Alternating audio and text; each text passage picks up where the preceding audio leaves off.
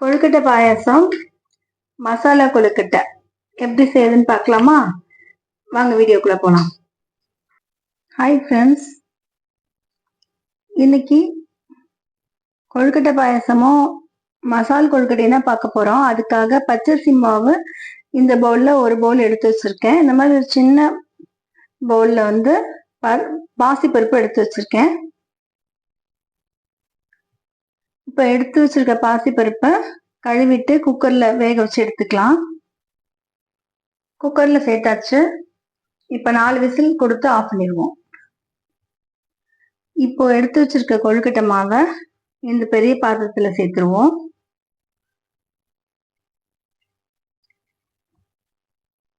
கொஞ்சமா இதுக்கு அளவா சால்ட் ஆட் பண்ணிக்கலாம். இப்போ இதுல லைட்டா வெதுவெதுப்பா இருக்கிற வெந்நீரை வந்து நான் சேர்த்துறேன். கொஞ்சம் கொஞ்சமா சேர்த்து கலந்து கொடுக்கலாம். இன்னும் கொஞ்சம் சேர்த்துக்கலாம்.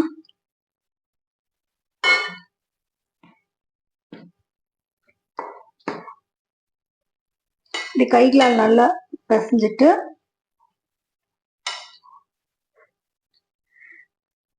நம்ம ரெடி பண்ணி வச்சிருக்க பச்சரிசி மாவை இந்த மாதிரி நீளமான ஷேப்லயோ இல்ல ரவுண்டு உருண்டைகளாவோ நமக்கு பிடிச்ச ஷேப்ல நம்ம செஞ்சுக்கலாம். இப்ப நான் இதை செஞ்சு எடுத்துட்டு வரேன். இப்ப இது மாதிரி சின்ன சின்ன உருண்டைகளா நமக்கு பிடிச்ச ஷேப்ல உருட்டி எடுத்துட்டு வந்துட்டேன். இட்லி பாத்திரத்தை வச்சு அந்த இட்லி தட்டுல கொஞ்சம் எண்ணெய் தடவி அதை இதுல வச்சு வேக வச்சு எடுத்துக்கலாம். இது மாதிரி ஒவ்வொரு உருண்டைகளா அதுல சேர்த்துருவோம். இப்ப இது எல்லாத்தையும் இட்லி தட்டுல சேர்த்துட்டேன். இப்ப இதை மூடி வச்சு 15 நிமிஷம் வேகட்டும். பருப்பு இப்ப வேக வச்சு எடுத்தாச்சு. ஒரு கிண்ணத்துல மாத்தி வச்சுட்டேன். ஒரு பாத்திரத்துல கொஞ்சமா ஒரு அரை டம்ளர் அளவு தண்ணி சேர்த்துட்டு இதுல நம்ம வெல்லத்தை சேர்த்துக்கலாம். மாவு எடுத்த அதே கப்ல நான் ஒரு 1/4 கப் வெல்லம் சேர்க்கிறேன். இனிப்பு உங்களுக்கு அதிகமா வேணும் அப்படின்னா நீங்க அதிகமா சேர்த்துக்கலாம். இது வந்து நல்லா இப்ப சேர்த்துட்டேன். இது நல்லா கரைஞ்சதுக்கு அப்புறம் இதை வடிகட்டி எடுத்துப்போம். இப்போ வெல்லம் நல்லா கொதிச்சு கரைஞ்சிருச்சு. இப்ப ஆஃப் பண்ணியாச்சு அடுப்ப. இதை நம்ம வடிகட்டி எடுத்துக்கலாம். வெல்லத்தை வடிகட்டிடுவோம்.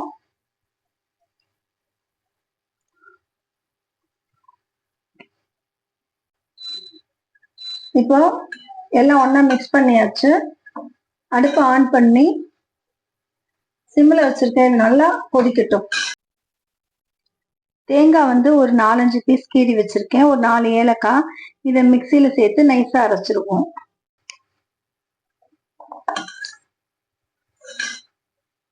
இப்ப நல்லா கொதிச்சுட்டு இருக்கு. அரைச்ச தேங்காயும் ஏலக்காயும் இதுல சேர்த்துடலாம். தேங்காய் பாலா வேணுங்கிறவங்க அந்த மாதிரி சேர்த்துக்கலாம். நான் இப்படிதான் சேர்க்கிறேன். இது நல்லா டேஸ்டா இருக்கும்.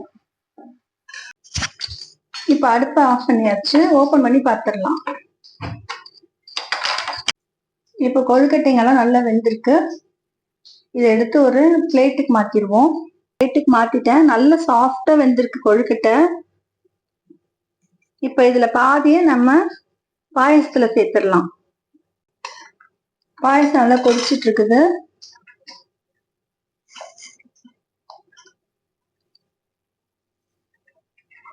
இதுல இப்படி சேர்த்துருவோம்.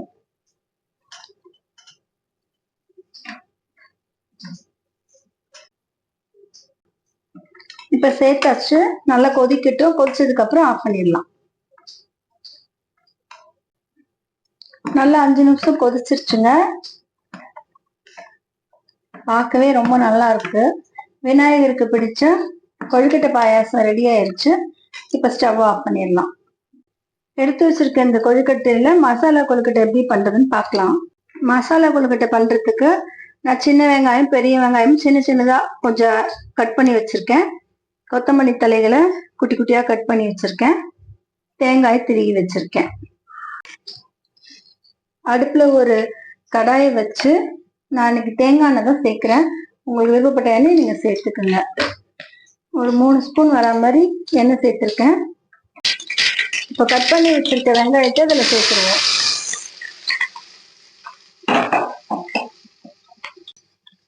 வதக்கிடுவோம்.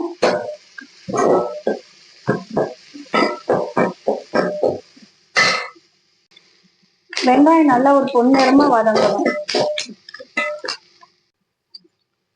கருவேப்பிலை சேர்த்துக்கலாம். சேர்த்து வதக்கிடுவோம்.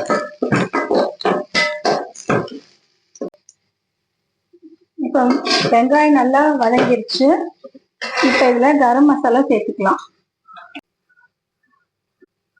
கரம் மசாலா 1/4 ஸ்பூன் சேர்த்துக்கிறேன். போட்டு வதக்கிடுவோம். குழம்பு மிளகாத்தூள் தான் நான் போடுறேன். கொஞ்சம் ஒரு 1/2 ஸ்பூன் போட்டு அதையும் இதில் சேர்த்து வதக்கிடுவோம்.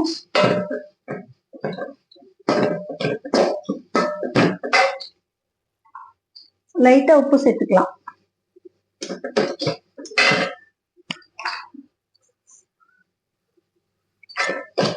உப்பு சேர்த்து அதையும் வதக்கியாச்சு. இப்ப நல்லா வதங்கிடுச்சு.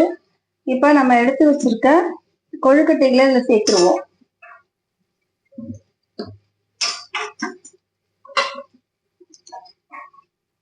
சேர்த்துட்டு எல்லாத்தையும் ஒண்ணா கலந்துடலாம். கொத்தமல்லி தழைகளை போட்டுருவோம்.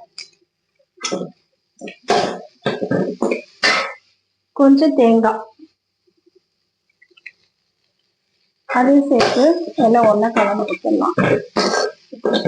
இப்போ மசாலா கொழுக்கட்டை ரெடி ஆயிடுச்சு. ஸ்டவ் ஆஃப் பண்ணிடுவோம். இப்போ கொழுக்கட்டை பாயசத்தை ஒரு பவுலுக்கு டிரான்ஸ்ஃபர் பண்ணிடலாம்.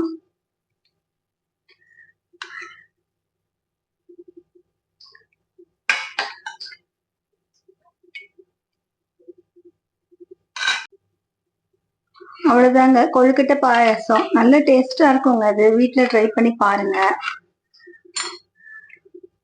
மசாலா கொழுக்கட்டை எப்பயுமே நம்ம இனிப்பா சாப்பிடாம இந்த மாதிரி மசாலா சேர்த்து சாப்பிடும்போது ரொம்ப சுவையா டேஸ்டா இருக்கும். அந்த வெங்காயம் கடிக்கும் போது ரொம்ப நல்லா இருக்கும்.